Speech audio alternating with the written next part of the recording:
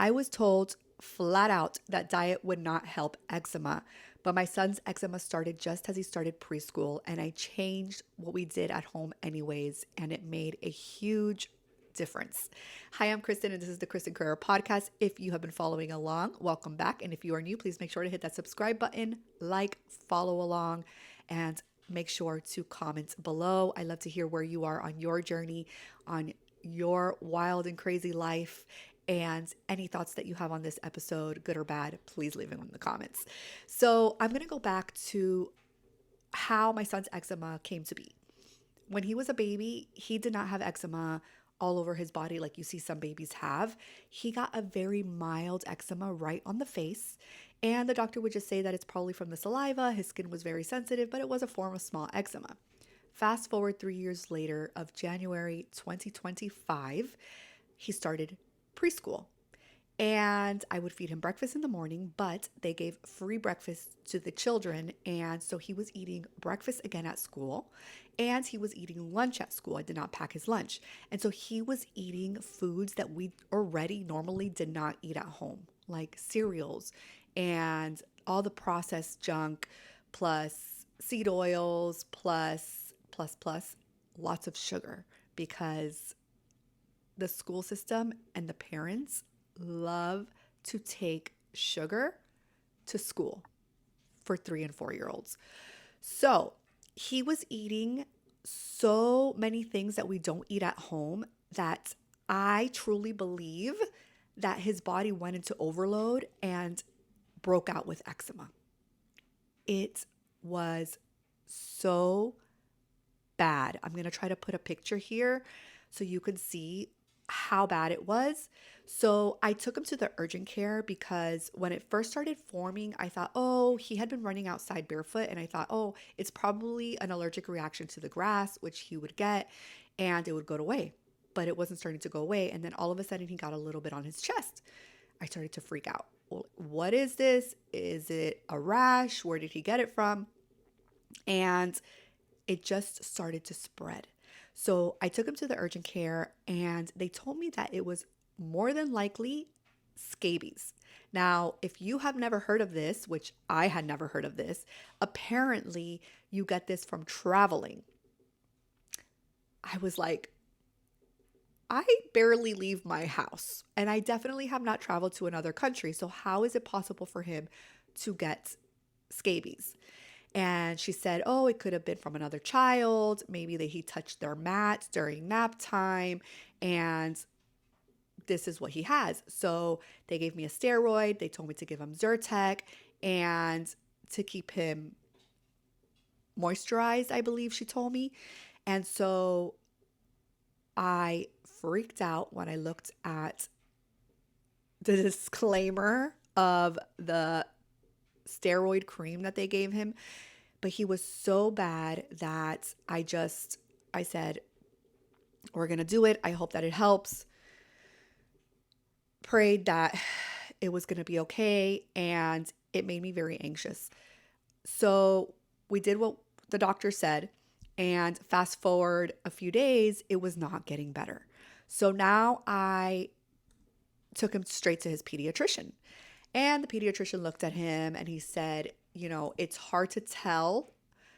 It does look like it could be scabies of how the doctor from the urgent care described.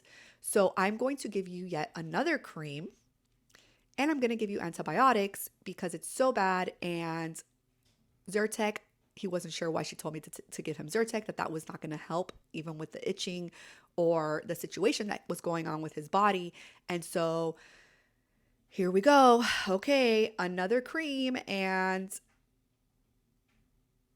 antibiotics. So I even went to the pharmacy and I got him this oatmeal bath, and he started crying. He didn't like it. And so I started to do more research and come to find out that those oatmeal baths that literally say eczema on the box can make it worse.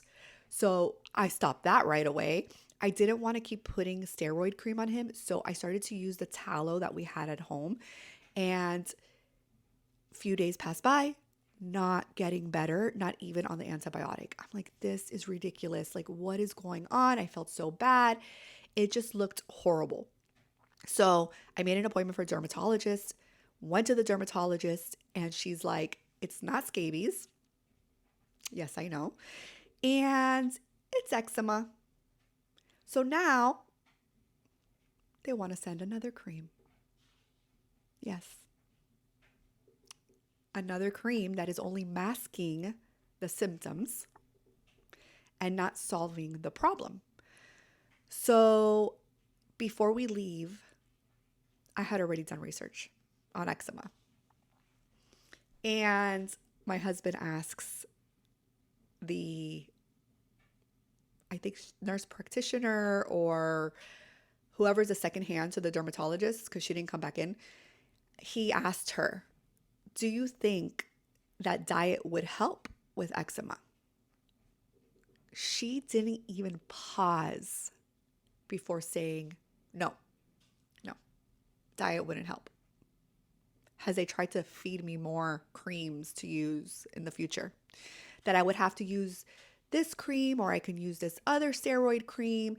And sometimes kids can grow out of it, but if it's something that's forever, they just need to use the creams. So pretty much you need to use these creams for the rest of your life without figuring out what could be causing your body to break out this way.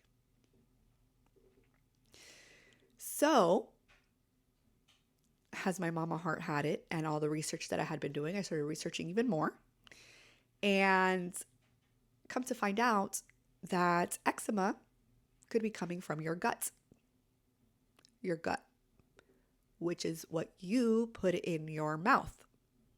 Now, I'm not saying that all eczema is created equal. Some people have also allergies to products, right? That's super important too. We already in my household, we're not 100% non-toxic, clean products and creams and shampoos and conditioners and all that. However, I do my very best to use the cleanest products possible within our budget. And so we already have creams that don't have the fragrances. I already use cleaning products that are not, really strong other than in the bathrooms because it's what I find works best. But for the most part, the kids don't wear, any type of perfumes or colognes or anything like that. I don't even use perfume for many years now. I use my essential oils. So I change my detergent is also clean, no fragrances, etc. So I decided to change the body wash just to make sure. So I did that. Even though the one we were using was semi-clean, but not as clean as I wanted it to. So I said, let me change that just to make sure as well. And so if you have eczema, I really highly recommend that you research about the products that are around us, cleaning products. If you're a woman, makeup, perfumes, and colognes are really not that great for you. Shampoos, conditioners, soaps, right? So my main thing was changing the diet. So I did more research and I decided that I was going to do an elimination diet. Now, I didn't want to shock him because he does, we did eat eggs and dairy and he would have some grains. We would do some rice and beans sometimes, not often, but sometimes, different things like that. So I decided to do no gluten, no grains, continue with the no seed oils, no added sugars, no dyes, right? So now I have to pack his breakfast and his lunch because obviously what they feed you at the school is just no bueno. No bueno, not good. So I told his teachers. They were really concerned as well. And I said, we found out it was eczema. And so he needs to be on an elimination diet and he has these allergies. I said, we're eliminating this. He cannot have any of this. I will bring his breakfast. I will bring his lunch. If there is a kid's birthday party, I will make him a gluten-free dessert. Okay, not a problem. Just let me know what time. And so we changed his diet and little by little, his skin started to clear up. Granted, he was on the antibiotic and, you can argue that cleared him up. But remember that I was already a few days into the antibiotics and it still wasn't working. Um, and I was using the tallow cream that I made at home. So fast forward, and he is now cleared up. And let me think. We went from, so that was January of 2025. And now the new school year started. So most recently, I had tested out a few things. Okay, so he was okay with like grain-free chips with avocado oil. It's not something we eat often, but he was okay with that. He's okay with like one of those little bars that have certain nuts and stuff. No added sugars, no seed oils. My mother-in-law makes arepas for the kids. It's a Colombian dish that my especially oldest absolutely loves. She makes it with organic, but it is corn. Yes, it's gluten free. So we said, well, let's test it out. He had not been eating arepas, obviously, since we found out that he had eczema, and I took away all of that, even corn, because they say corn, wheat, all of that stuff. So that was also eliminated. And so we tried the arepa. He did okay. It wasn't bothering him. So now every week when she comes, they eat an arepa. And then recently, as my mom would come to church with us, she was making what's called harina, which is the way my grandfather used to make it. And it's absolutely delicious. Also corn. And I had her get the organic cornmeal, which is still not 100% great for your gut either, but better than the non-organic. So he was having arepa and harina, and he got a little bit of eczema here. Now, I don't know for 100% sure that it was corn, but these were the changes. So one, my child is a little defiant, and how do I word this? He tries to take food from some of the other kids, and so as much as the teachers try, they say sometimes he's taken something and he puts it in his mouth. So yes, could it have been something that got triggered from something that the other kids were eating? Could have been the seed oils, could have been the added sugars, or just the dyes, or whatever it was that the child ate. Yes, of course, that is a possibility.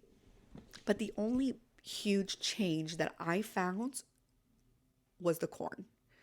So I told my mother-in-law and my mother, no more corn, no more harina, no more arepas until it starts to clear up. And then maybe we'll re-implement it to see how he feels. But if we do, he cannot have it twice a week, every week. I do feel that when he starts to accumulate something, right, it's like you're building it up in your body every week, a little bit, a little bit, a little bit, which is why some people say that a balanced diet doesn't work because, oh, it's only a little bit of sugar in the coffee, but it's a little bit of sugar every single day, which starts to build up in your system. And so, yes, I do agree that that is a possibility and that more than likely it's the corn. So we are removing ourselves from that. But I find it funny that when we went to the doctor's office to ask if diet would help, it was a flat out no. I mean, I am telling you, there was not even a thought in that person's mind that diet could be the cause, or even say, usually it's not, but you can try to do an elimination diet. No, like it wasn't even an option. And so what we do is mostly animal based, meat, any protein, red meat, chicken, seafood, any type of meat. Cheese he does okay with, eggs he does okay with. So I didn't want to remove all those things. There are some children or some people that do have sensitivity, and I've heard that it flares up their eczema with eggs or dairy. Thankfully he did not, because we were already removing so many things and little snacks that he normally could eat because it had grains and whatnot, and or it had gluten, that he just I didn't want to have to take all that away at once. So I did it this way. I was like, okay, if it still doesn't clear up or he breaks out again, then we need to remove eggs or dairy. and see where we go from there. But thankfully, that was the case. That's what we did. That's what we continue to do. I continue to just feed him that way, honestly. And I'll try things here and there. So he's tried, like I said, the bars we buy, he's been okay with. What was the other thing that we've tried? He does, not all the time because I also don't want to overdo it, but we do a clean sourdough bread and he seems to do okay with that because I've heard usually some people are okay with sourdough bread. So that seems to be okay. Again, not every week, definitely not every day. Things like yogurt, okay? People feed yogurt to their kids or to themselves. And if it's even just vanilla and even if it's just organic, look at the ingredients. All of the gum and all of the additives sometimes could affect your gut a certain way. And so I apply plain Greek yogurt and I add raw honey and the kids love it. So I do different things that they still feel like they're eating things that all the other kids eat, but without all of the additives and all the added sugars and the dyes and all the things that are just not good for your body. And so I just want to say that, yes, a doctor has a degree, and yes, they know a lot more than I do in certain aspects of it. But as a mom, you also have to go with your instincts. And I see nothing wrong with testing out an elimination diet just to see if it helps your child. Some people say it doesn't work, but I find so many people that do it and it works wonders like it did for my son. And so I think that you have to find what works for you and your family, what's realistic, does it hurt to try to eliminate these things, especially all the processed foods that these kids eat.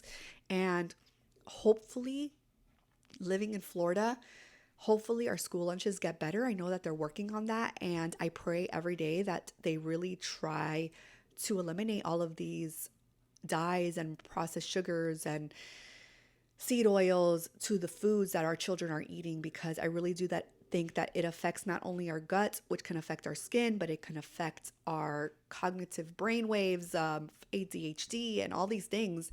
And so always go with your instincts. If you are a mama or a dad that feels this is what's going to help my child, advocate for your child. So I wanted to end with James 1:5.